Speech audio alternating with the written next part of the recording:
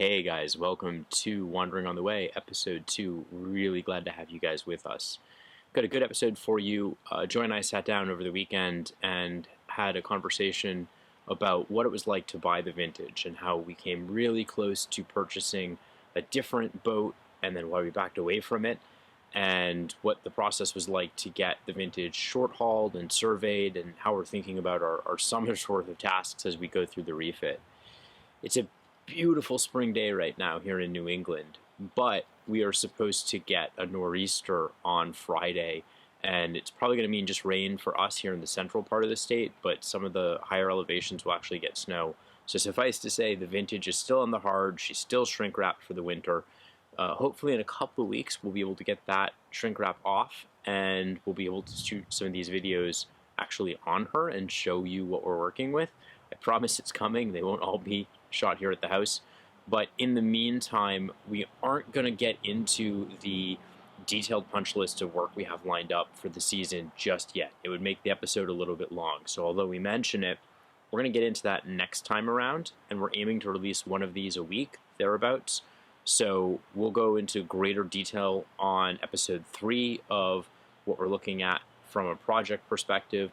Also, I just got the estimate from our rigging company with all of the details on having the roller furler for the headsole rebuilt, having new standing rigging put in, replacing the lifelines. So we'll take you through that. I know some of you have asked questions about just how much this stuff costs, so we'll talk about some of the budgeting process that we're going through as we think through what the refit looks like. If you have any suggestions or questions that you'd like us to answer, please either leave a comment below and we'll respond there, or you can send us an email, wanderingontheway@pm.me, and we'll reply there or put it into a future video. As always, thank you guys for being on this journey with us, and please like and subscribe. It means a lot. Thanks.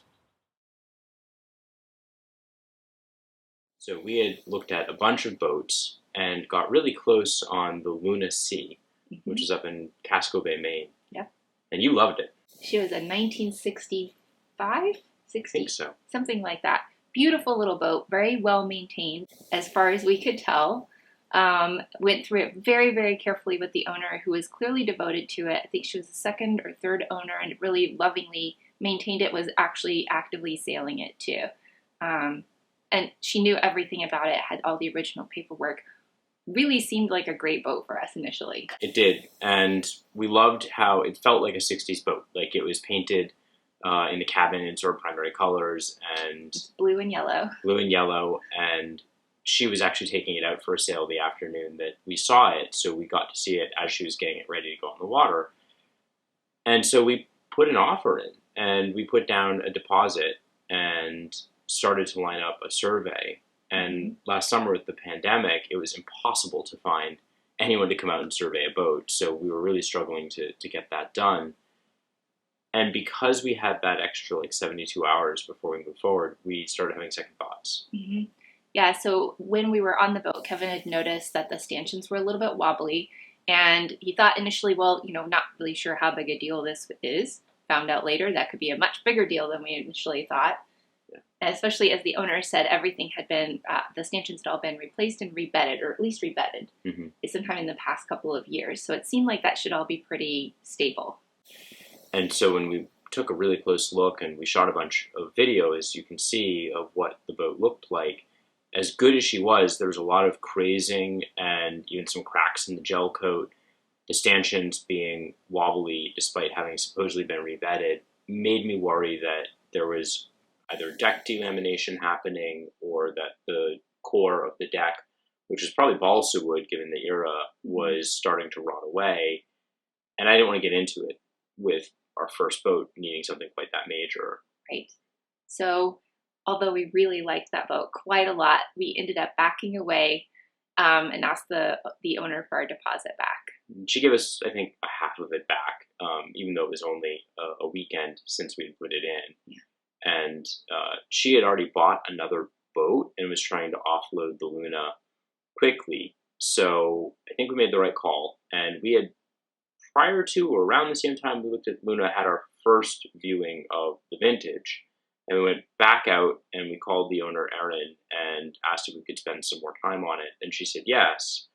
So we went on another viewing, I think, and really took a bunch of photographs and got ourselves acquainted with what we were getting into, and Yeah, then lined up the test sale. Was that next? funnily enough, when we walked away from the vintage the very first time, we were walking away from the boat, and as soon as we were out of earshot, we said, "This isn't the boat for us." It was mostly due to the cost. You know, it was just outside our price range.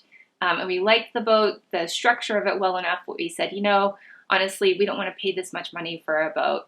And so we walked away saying, definitely not our boat. Yeah. Well, we came back a couple of times, and before we put a final offer in, I asked if we could do a test sale. And so Erin met us early in the morning, I think 7 in the morning on a work day for her. And we got to take her out on Boston Harbor. And so she helped obviously get the engine started and back her away, because we've never sailed anything as large as a 35-footer. But once she was underway, I took the helm and I did too. you took the helm. So we each had some time behind the wheel. And she sails very nicely. It was a quiet day, so we did a lot of it just under motor. Yeah. But it was really, really beautiful. And we were out there early in the morning watching the sun come up over Boston Harbor, and I think we knew. So when we got back, we did put in an offer, which we did a little back and forth negotiation, but basically we all landed where we wanted to. Yeah. And lined up a survey. Yes. And so I called around. I spoke to probably 15 different surveyors in order to try to find somebody, because we were a little bit more motivated on this boat to move more quickly. And also in the Boston area, there were just more surveyors to pick from. So I went to a website, which we can probably link below, where I could find all these different certified marine surveyors. And I think I left 15 voicemails with different people. Lined someone up who was excellent, came out, and he walked us through everything. He literally took everything apart on the boat, emptied every single locker, climbed down inside. He was not a small guy, but he managed to make himself fit into every tiny area. He checked out the engine thoroughly. We felt like we were really in good hands. He was looking at things we would never have considered looking at. And that survey has become the starting of our punch list. So we did a short haul, and we thought we were going to have the underside of the boat power wash so we could get a real look at her, but there was almost no growth, despite being a couple years out from when Erin had last had her painted. And so that's probably on the list for this year, but we got to see more or less everything, including the swing keel, which on the vintage, because she's got a shoal draft, you can drop the keel and add something like 8 feet of draft to her.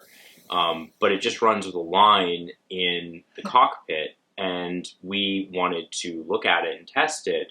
And when it's not in the water, that thing is really heavy. And there's no block or tackle or anything up there. So Erin and I had to, by hand, pull it back up. Right. And that was a bit of a nightmare. So anyways, that survey, we got the printed survey results, and we'll show you guys what that looks like here. You can start to see all of the different things that our surveyor found, and he prioritized them. So some of these are fixed immediately, and some are kind of longer term things. And with the help of a copy of This Old Boat, which I actually have 2 copies of, because my uncle, who I mentioned in the first episode, who owned the Pearson Ensign and was friends with Bill Shaw, they gave us an older copy, I think from the 70s, of This Old Boat. I had bought the newest copy, so they're pretty much the same book with, the benefit of 30 or something years Old of boats are old technology. boats.